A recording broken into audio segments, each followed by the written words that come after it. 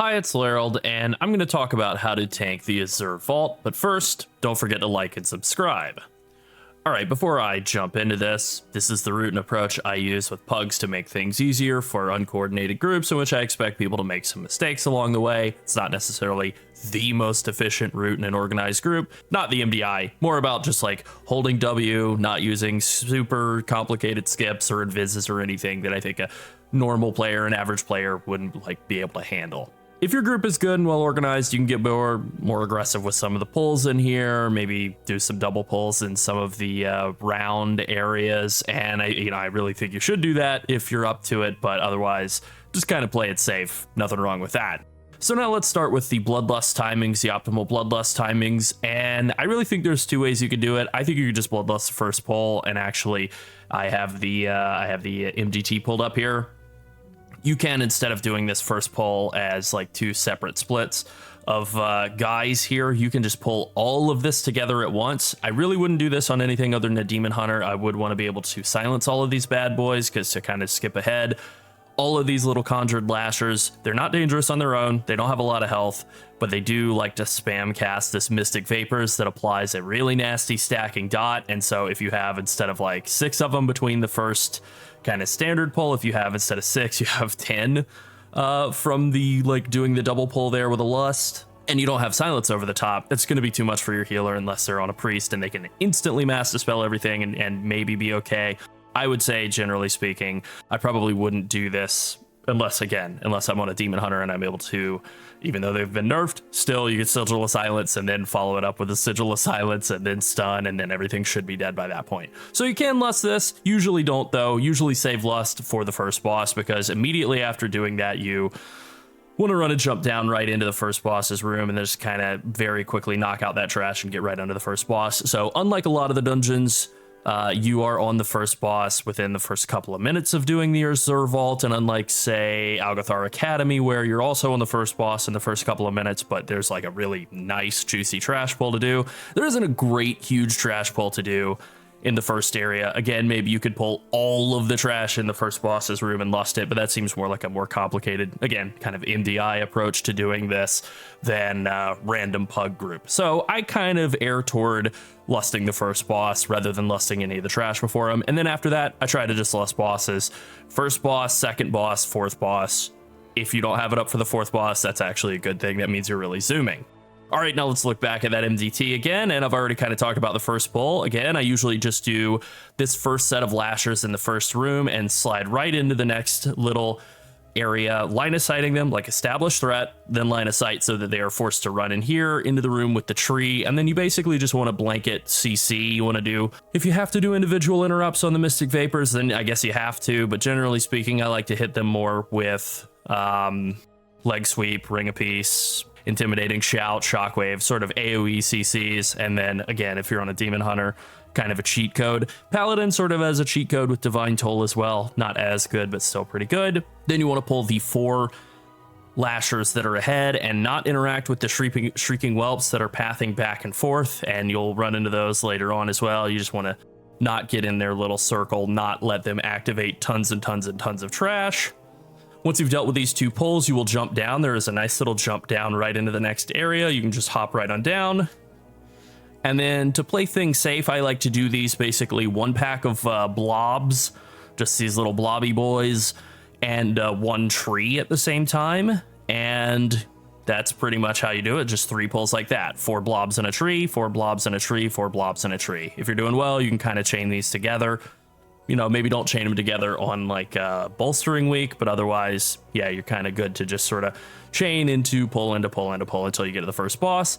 Then you finish him, and the map is a little complicated, so I've drawn this very nice and easy to follow set of squiggly lines all over the place to show where you transition from one room into the next. But we start up here, you just sort of walk out of the arena, and I think, yeah, I'm remembering, I think in the video I start walking the wrong way. I often find myself starting to walk the wrong way when I'm leaving the first boss's room. But you want to run down the staircase, and then you're going to run into your second set of shrieking whelps, and you just want to slide between them. Don't run into them, don't activate them. This pull, if they do get activated, is a nightmare, so you really don't want anything to do with them. And then I do the 2 arcane elementals before the little teleporter, And these guys are pretty simple. Their main cast is Waking Bane. It'll just CC somebody. You want to interrupt that. You're going to be dealing with a lot of these guys in the next area. So you just want to be prepared to always kick the Waking Bane. Then you jump over to the next platform, and you have to kill everything on this platform. There are 2 patrols, one that has 2 arcane elementals and a rune seal keeper, which also has a CC that you need to kick, and that would be Icy Bindings. It does group-wide damage, a lot of it, and it roots everybody, making it impossible to dodge some of the other mechanics that are in this area. So I like to go around this area clockwise. I start by going left. There are 2 arcane elementals and an unstable curator. The unstable curator will slap you with a heavy tome. You can interrupt that, and then you'll cast Forbidden Knowledge. That just drops circles on the ground that will CC and deal a lot of damage. So you want to make sure you don't get hit by those, and that is why it's so important to kick the Icy Bindings from the Rune Seal Keeper, because if you get rooted in place for 5 seconds, you won't be able to dodge. So you clear that out, then you move on to the next pull. It's another unstable curator, except it's also, instead of 2 arcane elementals, it is a Crystal Fury, and then there's a patrol with a Crystal Thrasher and a Crystal Fury in it. And the Crystal Furies have been updated in Season 4 to actually have a animation on their frontal cone, but their main mechanic, the main thing they do is they will throw a frontal cone at the tank, this Piercing Shards. It stacks, and it deals a lot of damage, and it is magic damage, nature damage. So AMS is really good for preventing that. Spell warding is really good for preventing that and mitigating that. You know, if you're on your prot warrior, if you're on a monk, bear druid, kind of just have to like power through. You can spell reflect to reduce some of the damage, but you're not going to reflect the cone itself. You can CC these guys, so you can stun them when they're about to cast Piercing Shards, and they tend to stagger them a little bit. You can try and get this pat onto this standstill pack at the exact same time and hopefully get their casts to be synced up. Generally speaking, though, they're going to be desynced a little, so you just kind of want to, every time they're going to cast them, you want to stun one of them, so that instead of having 2 stacks rolling on you, kind of like, and staggered as well, kind of rolling like a bursting stack that keeps getting stacked up, you're only dealing with 1. On lower levels, it's easy enough to deal with 1 stack. Dealing with 2, especially as you go to higher levels, really does require significant defensive cooldowns or just straight up immunities like Divine Shield. So being able to CC these guys and make it so you're not taking nearly as much damage is really huge. These are a focused target for any group because they really do like to kill tanks, probably more than anything in this dungeon. The other mob in this pull, this patrol here, the Crystal Thrasher, just a big purple crystal here, likes to cast a big circle that will do a lot of damage and root everybody in it, and so you just run out. It's a really long cast, as you can see, 3.7 seconds, but you do want to move out of it. So it's important when you're moving out. Often the Piercing Shards will be coming around the same time. You can hit them with a CC, that does work. You can also just like make sure you're pointing them away from people and use a major defensive cooldown to mitigate that Piercing Shard damage. Really, the main thing with these guys is just making sure they're facing away. I mean, if you're able to CC them every time, that's great. But if you're not, often not, you want to make sure you're not killing any DPS when you are moving out of the big circles or dealing with any of the other mechanics. And then the final pull is 2 Crystal Furies and an Unstable Curator, so very annoying, very difficult pull just in terms of damage. Again, these guys, basically the exact same premise as the last pull. They will kind of desync their Piercing Shards, so you want to make sure those are facing away. Make sure you're CCing at least one of them every time they're trying to cast so that you're not just getting destroyed. And focus one down, then focus the other down, and then the Curator is actually not nearly as dangerous. Once you've killed all these guys, there will be little tomes in the middle of the arena. You can click on those and they will drop you down to the next area. You will land right here. I'll even draw a little X marks the spot here. And at this point you have 2 options. You can go left. The pull side left is easier to deal with, but usually when you land, this patrol will be right here on the right side. And it's very convenient. I go right in the video of the clips of doing this, and I usually go right even though it is a harder side. Frankly, because I'm not like pushing ultra high keys where I'm actually being stressed. I think if I were genuinely being stressed, I would go left. Ultimately, I don't really think there's that big of a difference at like lower level, you know, weekly keys, but it is kind of nice to just grab this patrol, which has a Rune Seal Keeper in it, an Arcane Elemental, and then this Astral Attendant guy who just kind of does random group damage. So you're having to deal with the interrupting the Waking Bane and interrupting the Icy Bindings in this pull. And then you also have these new guys, the Arcane Constructs, and those are the same on either side, right? There are 2 on either side, same first pull. They have two skills. They just shield themselves, very boring. And then they also cast Arcane Bash. They will lock their facing, and then 1.5 seconds later, they will do a hard damage hit and a knockback. And so what you want to do is you want to face them toward the outside. I'll draw like a little arrow here. You want to face them toward the outside, and you're standing toward the outside. X marks the place where you'd get knocked off and die. And the thing here is you want to face them to the outside, and as soon as they start to cast, you sidestep it. Now you can necessarily face them in. You can face it this way so that if you do screw up, maybe you're lagging or whatever, you don't actually get killed. You just get knocked into the next pull. That is also fine. But the point here is you want to make sure that you're not killing anybody, that you're not getting anybody knocked off of the platform, and that includes yourself.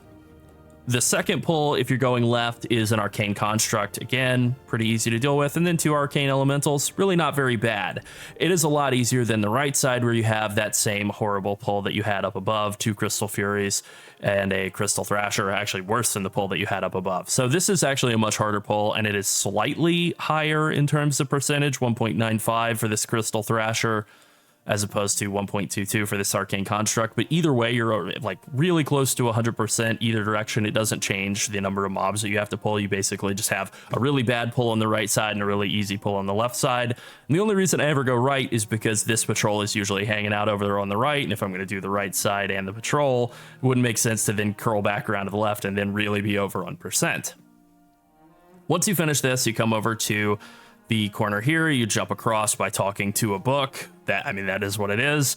And then you have the first pull in this room of death. This is a real tank killing room. There are some really nasty boys in here. The Vault Guards cast Ice Cutter that does a massive amount of spell damage. It is all spell damage. You can reflect it, you can spell block it, you can AMS it, you can spell word it.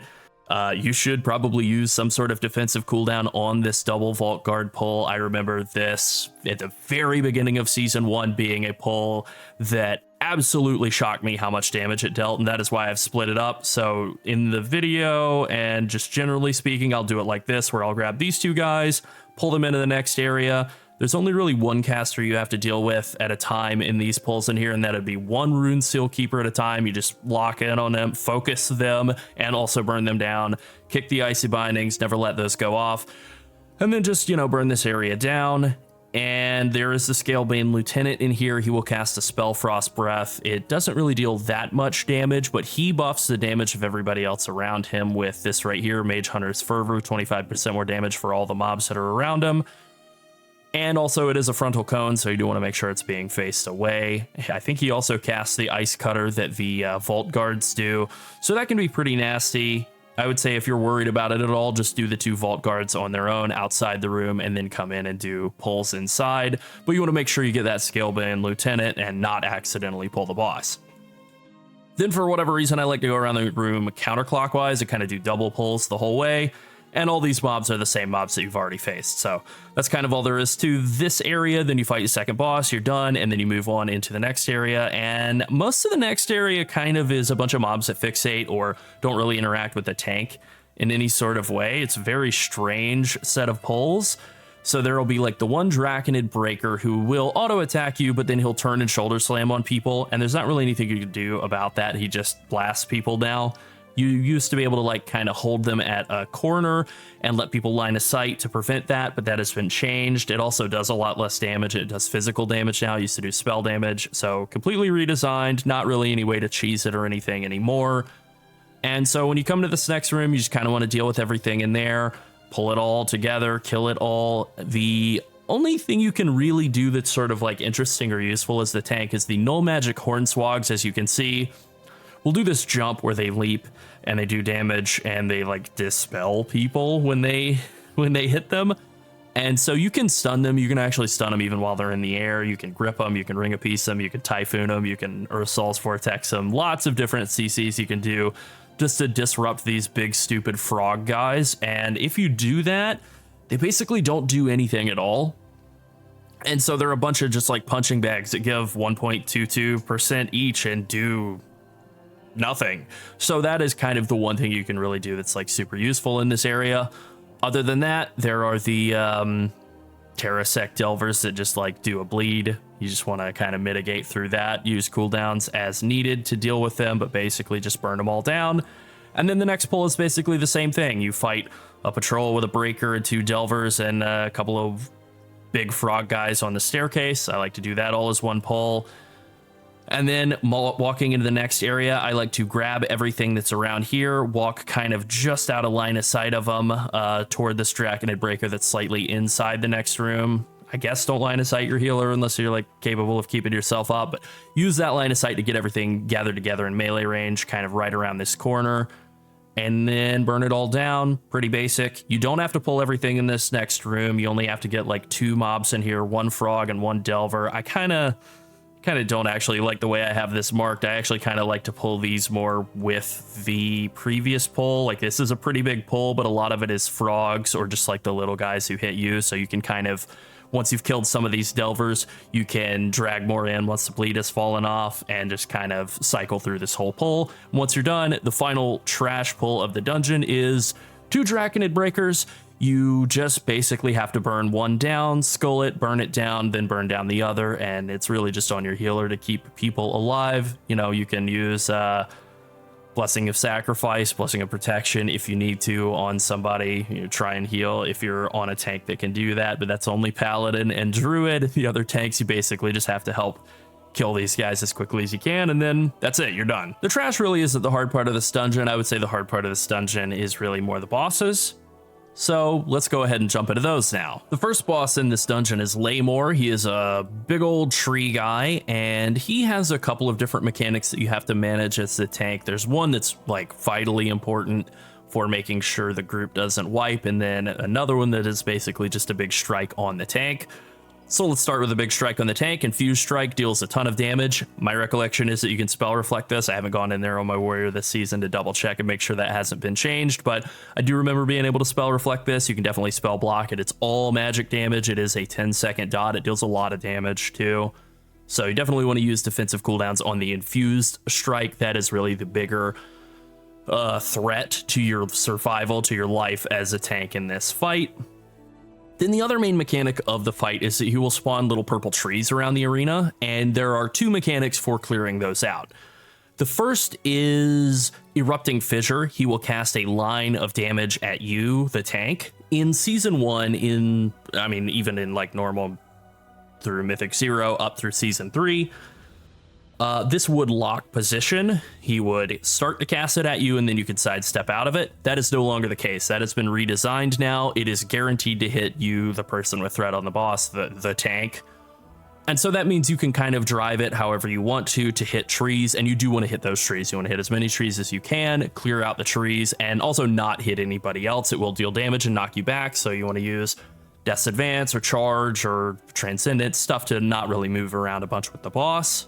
So by destroying those trees, that will spawn ads. That's okay. You can just pick the ads up, and then when the ads die, just like the ads in the trash area around, I think they are the exact same mob type as they were in the trash around the area, but basically when they die, they will do like a little explosion on the ground after a short delay, so you just want to make sure you step out of that.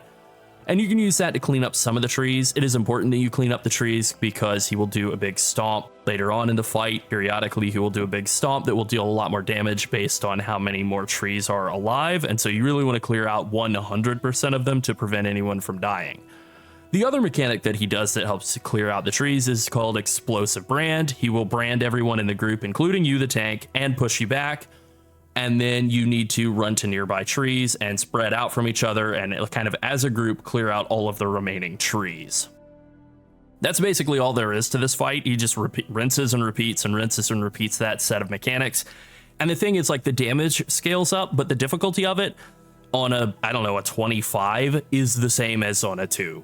It is the exact same set of mechanics. And so if you can master doing that in a group on a +2, then you can handle doing it in a 15 or a 20 or whatever. It is exactly the same mechanically from start to finish, no matter what difficulty level that you are doing this fight on. It just gets harder to do because the numbers go up. All right, the second boss is Azureblade, and this is a fairly tank-intensive fight. I suppose Leymor is. I suppose I'll a couple of these fights are, but certainly Leymor and Azureblade are a couple of pretty tank intensive fights. And just like Leymor, this is a fight where you have to do some boss movement and you have to make sure that you are facing the boss away from people. Like the facing and positioning are both pretty important on this fight. The boss has really only like 3 mechanics. It also has an intermission phase, and so let's just kind of break those down now. First off, the boss has a cleave. It is an actual cleave. It is a frontal cone that she will cast on the tank. It deals a ton of magic damage. You want to use Spell Reflection, Spell Block, AMS, you know, all of the usual magic damage reduction cooldowns on Arcane Cleave. It is vitally important that this not hit people in the group that aren't the tank, because it will probably kill them unless you're doing a very like low level keys for the gear of the people in the group. It hits incredibly hard. It definitely can and will kill DPS that aren't prepared for it. She'll also just cast an orb. She'll just turn and throw an orb out. You want to always sidestep that. Again, that is something that can kill people as well. And then sort of the main mechanic that she'll do in her normal phase is she will spawn a draconic image. I think she'll even say like, me, help take care of this, something like that. She'll refer to the image of herself as herself. And so what you want to do when that happens is you want to drag the boss over to cleave it down. Naturally, that's the tank's whole deal. That mob will also cast, so you want to help interrupt those casts. But, and this is vitally important, she likes to spawn that image, that arcane version of herself, at the same time as she's about to cleave. So you want to, as soon as she throws that thing out, check the remaining time left on the cleave, make sure you're not moving the boss over to that ad and cleaving the whole group. You want to like hold tight, get cleaved, unless you've just gotten cleaved. But generally speaking, it will go ad spawns, then cleave, then move the boss. That is the main sort of cycle of events that occur during the main phase of this fight. When you kill that ad, it will spawn a bunch of swirlies on the ground that you have to dodge out of. Not really all that complicated. Then the only other real mechanic of the fight is that she has a phase 2 where she will run to the middle of the room, start channeling, take no damage, and spawn 4 guys around her that you have to burn down one after another, and they work just like the draconic images that you have to fight during the phase 1 of the fight, where when they die, they will spawn a bunch of swirlies on the ground. She also will be throwing out orbs that you have to dodge throughout this entire phase. So you dodge those orbs, you kill the little guys, and then phase 1 will restart.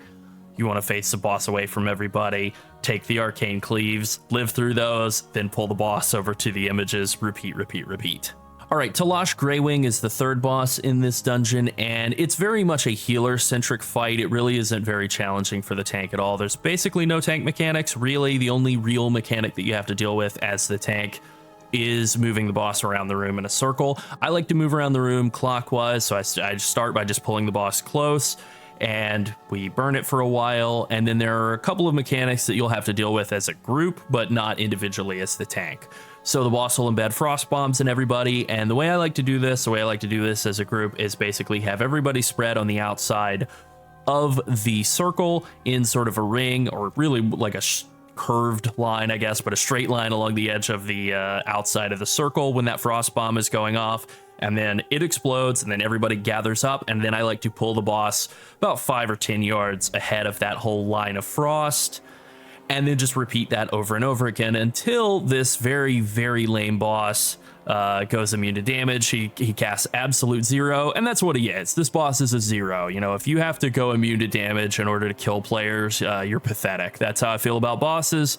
I'm putting bosses on blast. Nobody is out here insulting bosses for being cowards, but I am. Llarold is insulting bosses for being cowards, and that's exactly what this guy is. He jumps into into the middle of the room. He casts absolute 0 on you, and all you have to do is jump into the vault runes, the big blue bubbles around the room, and doing that will consume the vault rune, consume the bubble, and prevent you from being rooted, prevent you from taking massive amounts of damage from the absolute 0. And then there you go. You do that, and then you just rinse, repeat throughout the rest of the fight. You spread the frost bombs out to the edges of the room, keep circling the boss around the room. If you do that, you'll get to the next vault room around the next time this absolute loser is going to cast absolute 0. And there you go, that's pretty much the whole fight. The only other real thing that's going on is sometimes he will cast Icy Devastator onto people. It deals a massive amount of frost damage, so if you're on a tank that can help heal people at all, you can help heal that person. That is the biggest thing you can do to ensure the group's success, is help your healer, because they're going to get overworked by this fight, but you're not. This fight is extremely uninteractive for the tank. There's really not anything to do other than just moving the boss around in a circle. And then finally, Umbrelskul has been redesigned slightly. In the past, the way that I like to do this boss was I would pull him up onto a side wall, and I would try to stay there until an orb decided it wanted to hunt me, and then that would be it. Once the orb decided it wanted to hunt me, I would start walking the boss around the room, trying to escape the orb. The orbs have been redesigned. It seems like they don't really seem to hunt down players. They seem to just sort of move back and forth kind of aimlessly. And so I tried that same strategy of pulling the boss up to the side, sort of to the left side wall, so he would be kind of clumped up on the wall, and I found that that still worked really well in the current design of the fight, because the main mechanic of this fight now is that when the boss hits the 25% marks, so 75, 50, and 25, he will shoot out a bunch of crystals onto the ground that you have to burn down as a group. You have a timer on them. If they aren't killed in the, I think it's 10 seconds or so that they're out, they will explode and do a ton of damage to the group and pretty much guaranteed to wipe you. So by having it pulled all the way up onto the left side wall, the crystals kind of all drop together. They kind of all drop in a little clump. And so it's actually pretty easy to just burn them down that way. Like you can kind of just cleave them down. And so because of that, this boss didn't really seem like he was doing all that much at all mechanically.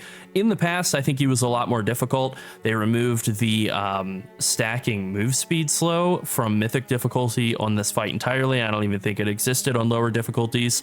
Historically, if you tried to move while doing this fight, you would get a stacking slow and you would have to very slowly move and stop and move. It was truly an awful fight. One of the worst fights ever. Now it's kind of not a great fight in the other direction. It's kind of like this is a big sad training dummy with a lot of good voice lines and not a lot of mechanics, and honestly I think that is way better. I think that is so much better, so not that upset about it.